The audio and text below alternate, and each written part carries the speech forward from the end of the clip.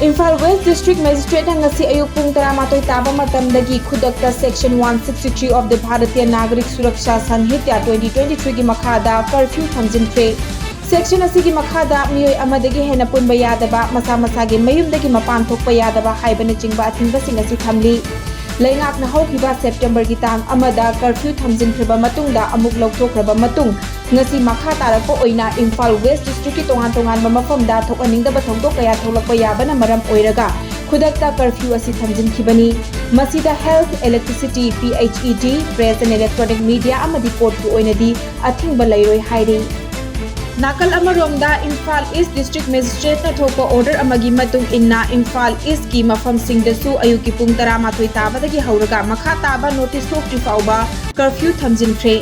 Hairiba curfew thamjinba manung asida health, PHED, municipal officials, staff, power, MSPDCL, petrol pumps, functioning of ports, petrol pump amadi port ki thabak tawba sing, flight passenger amadi media personnel singdi curfew asida athingba thamloi hairi.